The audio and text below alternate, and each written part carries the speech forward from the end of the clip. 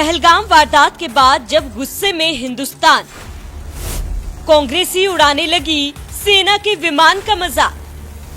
कांग्रेस का यही मजाक अब भारत को पड़ा भारी। पाकिस्तान ने भी उड़ाया भारत सरकार का मजाक। क्या पाकिस्तान का खिलौना बन गई है कांग्रेस?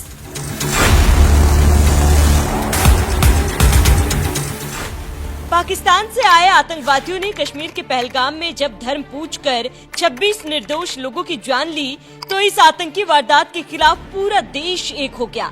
यहाँ तक कि जिस हैदराबादी सांसद असदुद्दीन ओवैसी को मोदी सरकार का सबसे बड़ा विरोधी माना जाता है, वो भी राजनीति छोड़कर इस मुश्किल वक्त में मोदी सरकार के साथ खड़े नजर आए और हर मोर्चे पर पाकिस्तान की बखिया उधेड़ते हुए नजर आए। देख रहे हैं कि पिछले वर्षों से पाकिस्तान से दहशतगर्द हमारे वतन अजीज में आकर मासूम लोगों की जानें लेते हैं। मेरे अजीज दोस्तों और बुजुर्गों, ये ऐसा मसला है कि हम मौजूदा हुकूमत के साथ खड़े हैं और हम उम्मीद करते हैं कि भारत के वजीर आजम जो पाकिस्तान से दहशतगर्द आए और जिन्होंने यहां पर आकर हमारे 26 लोगों का कत्ल किया,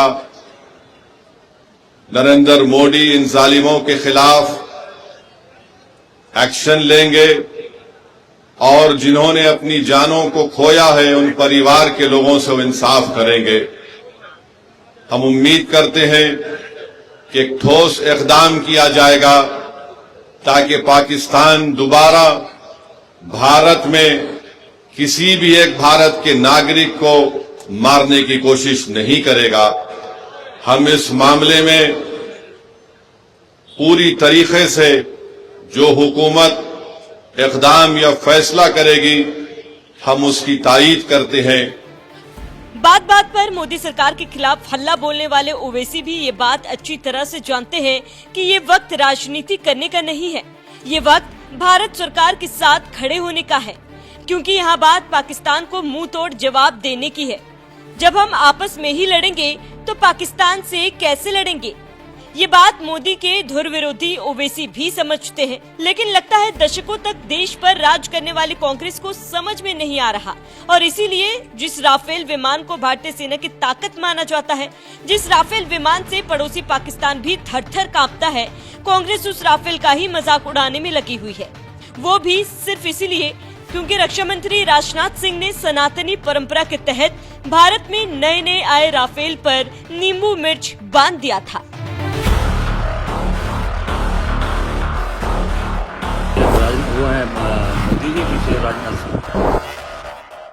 ये बात तो आप भी जानते हैं कि किसी देश के साथ जंग लड़ना कोई गली मोहल्ले की लड़ाई नहीं है कि साथ में लाठी डंडा लेकर उतर गए मैदान में।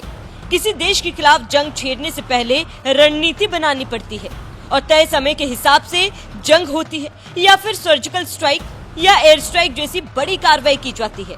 लेकिन लगता है कि कांग्रेस को ये बात समझ में नहीं आ रही। इसीलिए यूपी कांग्रेस के अध्यक्ष अजय राय जैसे कांग्रेस के दिग्गज नेता मोदी सरकार का विरोध करते करते अपनी ही भारतीय सेना के ताकतवर राफेल विमान का मजाक उड़ाने लगे।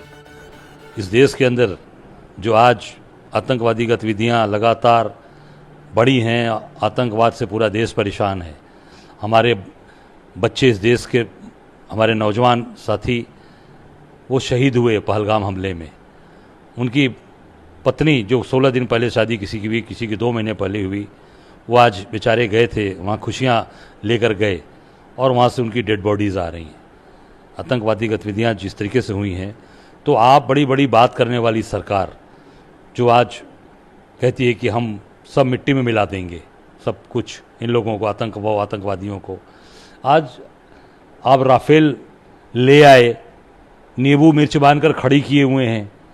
आपको याद होगा, मैंने नहीं बांधा है, वो बांधा है, इस केंद्र की सरकार ने बांधा है, रक्षा मंत्री ने नींबू मिर्च बांधकर खड़ा किया हुआ है। ये किस जो लाए हैं उसका उपयोग कब होगा? कब आतंकवादियों को सफाया होगा? कब आतंकवाद को बढ़ावा देने वाले लोगों को सफाया करेंगे?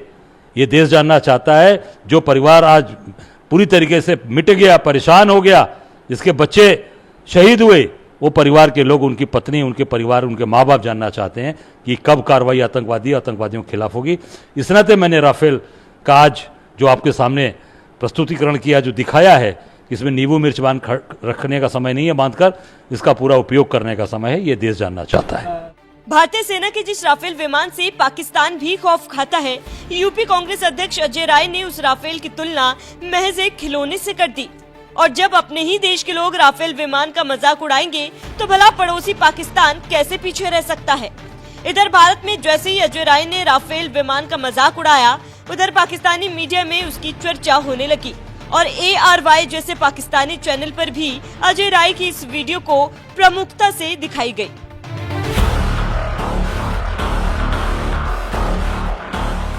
भारतीय राफेल विमान का मजाक उड़ाकर पाकिस्तानी मीडिया में छाए कांग्रेस नेता अजय राय की इस तस्वीर पर पत्रकार अमन चोपड़ा ने लिखा, पाकिस्तान ने अजय राय के बयान को हथियार बनाकर भारत का मजाक उड़ाना शुरू किया। कांग्रेस एक और एडवाइजरी लाएगी। बीजेपी कहती है कि ये सब राहुल गांधी के ही इशारे पर हो रहा है।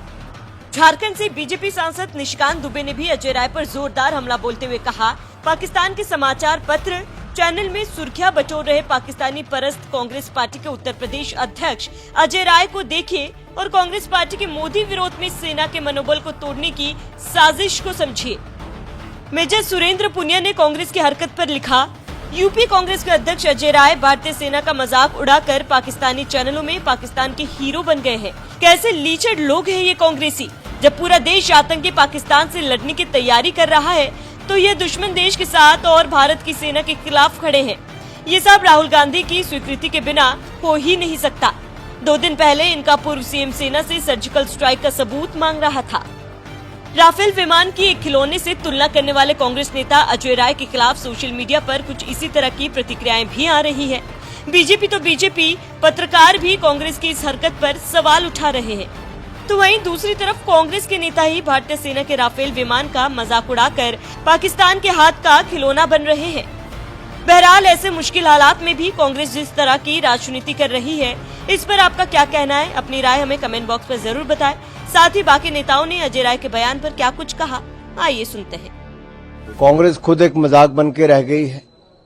राहुल गांधी जी को राफेल पर पहले भी सुप्रीम कोर्ट ने लताड़ लगाई और कांग्रेस के नेताओं को याद रखना चाहिए कि ये जो इस तरह के मजाक करते हैं, बार बार इनको कोर्ट में जाकर लताड़ ही मिलती है। और पार्लियामेंट हो, संसद से लेकर सड़क तक जब कांग्रेस ने झूठ बोला तब भी उनको उस पर लताड़ ही लगी, कोर्ट से भी लगी। पहले कांग्रेस ने राष्ट्रद्रोही अपना चरित्र दिखाया, पाकिस्तान परस्ती करते हुए, सेना का अपमान करते हुए, और अब कांग्रेस किस प्रकार से हिंदू द्रोही, राम द्रोही है, उसका परिचय फिर से एक बार दिया है। वर्षों पहले सोनिया गांधी जी की सरकार ने हलफनामा दिया था कि प्रभु श्री राम का कोई अस्तित्व नहीं है, राम सेतु को तोड़ दो, राम जी काल्पनिक है। और उन्हीं के पद चिन्हों पर चलते हुए राहुल गांधी ने विदेशी धरती पर जाकर कहा कि राम माइथोलॉजिकल है, राम जी का कोई अस्तित्व नहीं। इसीलिए तो राहुल गांधी और उनकी पूरी जमात कहती है कि राम मंदिर प्राण प्रतिष्ठा नाच गाना है। इसीलिए राम मंदिर के प्राण प्रतिष्ठा में वो गायब रहे। इसीलिए राम मंदिर का 70 वर्षों तक लटकाने, अटकाने, भटकाने का कार्य किया। इसीलिए हिंदू टेरर कहना, हिंदू धर्म को लगातार अपमानित करना, जिस प्रकार से एक के बाद एक कांग्रेस नेताओं ने हिंदू धर्म को गालियां दी है, और आज राम जी को जिस प्रकार से काल्पनिक कहा गया है, तो ये दिखाता है कि कांग्रेस पार्टी, क्योंकि उनको लेनी है वोट बैंक की ताली, तो किस प्रकार से देते हैं हिंदू आस्था को गाली। ये संयोग नहीं है, ये सोचा समझा वोट बैंक का प्रयोग और वोट बैंक का उद्योग है। अब मैं पूछना चाहता हूं कि पहले राष्ट्रद्रोह और अब रामद्रोह, देश की जनता इन दोनों द्रोहियों को नहीं बख्शेगी। Rahul Gandhi's statement on Shri Ram, your reaction? You see, first they did Rashtradroh by insulting the Sena, by questioning the surgical strikes, by giving clean chit to Pakistan in Pahalgam, and now they are showing their true face of being Ramdrohi. This is not Sanyog. It is a socha samjha vote bank ka prayog. Because time and again, Prabhu Shri Ram and Hindu ka apman has become Congress's pehchan. This is not the first time that Congress party is saying this.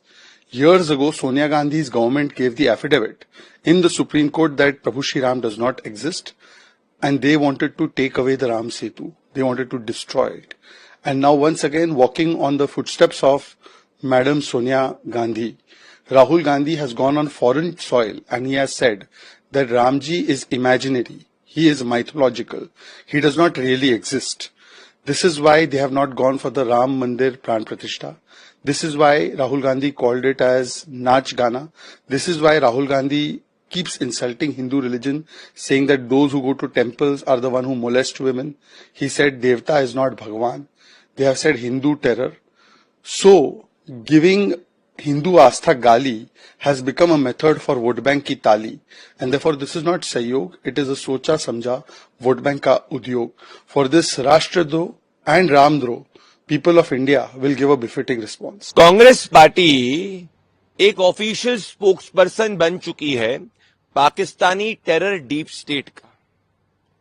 एक pattern देखने को मिल रहा है कि जब भी राहुल गांधी सामने आते हैं और कहते हैं कि उनका कंप्लीट समर्थन है प्रधानमंत्री नरेंद्र मोदी जी की सरकार को कि वो पाकिस्तान के टेरर डीप स्टेट के खिलाफ एक्शन ले, 24 घंटे भी नहीं बीतते और कोई ना कोई कांग्रेस का नेता आता है और पाकिस्तान के पक्ष में बयान देता है। 24 घंटे पूर्व चरणजीत सिंह चन्नी सर्जिकल स्ट्राइक का प्रूफ मांग रहे थे।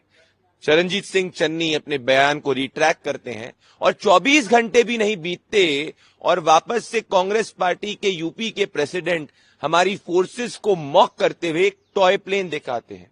इससे यही स्पष्ट होता है कि जैसे ही पाकिस्तानी प्रोपोगेंडा हिंदुस्तान के अंदर बैन होता है, Congress party officially Pakistani terror deep state का प्रोपोगेंडा भारत के अंदर फैला रही है। और इनमें से एक भी नेता को राहुल गांधी ने न अभी तक सस्पेंड किया है, न अपनी पार्टी से रिमूव किया है, न शो कॉज नोटिस दिया है। इन सब से यही स्पष्ट है कि ये पाकिस्तानी प्रोपोगेंडा जो कांग्रेस के नेता हिंदुस्तान के अंदर चला रहे हैं और हमारी फोर्सेस के मॉरल को कम करने का प्रयास कर रहे हैं, उसके राइटर, उसके पॉलिटिकल डायरेक्टर और उसके पॉलिटिकल प्रोड्यूसर कोई और नहीं बल्कि राहुल गांधी है। आज वापस से ये स्पष्ट हो चुका है कि कांग्रेस पार्टी एक एंटी नेशनल पार्टी है। जहां उसको देश में एकजुटता दिखानी चाहिए थी, जहां उसको पाकिस्तान के आतंक के खिलाफ बोलना था, आज कांग्रेस के नेता पाकिस्तानी मीडिया और पाकिस्तानी टेरर डीप स्टेट में हीरो बने हुए हैं। और आज पाकिस्तान के टेरर डीप स्टेट आईएसआई की कोई अगर स्पोक्सपर्सन बनती हुई दिख रही है तो वो कांग्रेस पार्टी और कांग्रेस के नेता है। मैं राहुल गांधी को कहना चाहता हूं, अगर उनकी नीति और नीयत साफ है तो इन सभी नेताओं को या तो शो कॉज नोटिस दीजिए या कांग्रेस पार्टी से हटाइए। अगर कांग्रेस ऐसा नहीं करती तो ये स्पष्ट हो जाएगा कि कांग्रेस पार्टी ऑफिशियली पाकिस्तान के एजेंडे को चला रही है, ना देश हित में बात कर रही है। कांग्रेस को अपना नाम बदलकर पाकिस्तानी कांग्रेस कर देना चाहिए, क्योंकि वही उसकी नीति और नीयत है। Congress today has proven that it does not stand with the people of India, it does not stand with our forces, it stands with the narrative, agenda, propaganda of Pakistani terror deep state. Our forces will give a befitting reply to the Pakistani terror deep state. As rattled as Pakistan, comparatively similarly are the Congress leaders who are domestically rattled. Congress party और अजय राय कोई भी हद तक जा सकते हैं media attention के लिए, बयानबाजी करते हैं। 2019 में भी बालाकोट के समय उन्होंने सवाल प्रश्न चिन्ह उठाया। जब उनको विश्वास ही नहीं कोई सरकार के ऊपर तो वो कोई भी हद तक गिर सकते हैं। जब भारत सरकार मोदी जी के नेतृत्व में एक मुंह तोड़ जवाब देगी तब उनकी बोलती बंद पड़ेगी। तब तक वो खिलौना के साथ खेलते रहें, हम हमारा काम करते रहेंगे। आज जब पूरा देश खड़ा है आदरणीय प्रधानमंत्री जी के साथ, वहां उद्धव ठाकरे का हिंदुत्व ये है कि वो यूरोप में जाके वेकेशन मनाएं। अभी तक वो वापस आए भी नहीं। कोई सक्रिय नेता जो जनहित में काम करते हैं, जब ऐसी आपत्ति पड़ती है तो वो अपने लोगों के लिए खड़े रहते हैं। उनका हिंदुत्व यही है कि बाहर गांव आप हॉलिडे करो, वेकेशन करो। हमारा हिंदुत्व है कि हम एक मुंह तोड़ जवाब दें उन लोगों को जो भारत को अस्थिर करना चाहते हैं। और उसी विश्वास के साथ शिवसेना के नेता एकनाथ जी शिंदे स्वयं गए थे पहलगाम और उन्होंने जितने भी मराठी परिवार हैं सभी को ये विश्वास जताया कि ये सरकार एक मुंहतोड़ जवाब देगी। कौन है संजय राउत जी? वो हर सुबह तो बड़बड़ी करते हैं और आरोप पे आरोप लगाते हैं। हमारी सरकार वो सरकार है जो देते हैं और हम लेते नहीं, जैसे कि उनके ऊपर इतने सारे भ्रष्टाचार के आरोप रहे हैं। 7,500 हमारी लाडकी बहन के बैंक अकाउंट्स में डायरेक्ट ट्रांसफर इन एडवांस ये सरकार ने दी। जो चेक्स एंड बैलेंसेस है कि किसको मिलना चाहिए किसको नहीं, स्वाभाविक रूप से सरकार उसके ऊपर थोड़ा विचार कर रही है, लेकिन इसका मतलब नहीं है कि कोई स्कीम हमने कैंसिल किया है। जिस उदारता के साथ आदरणीय एकनाथ जी शिंदे ने लाडकी बहन योजना के निमित्त इतने सारे महिलाओं को मदद किया, आपने उसको नजरअंदाज किया जब आपने 1 रुपया नहीं दिया, बल्कि आपने सिर्फ लिया और आपको पता है भ्रष्टाचार के आरोप कहां से शुरुआत होती है उसकी।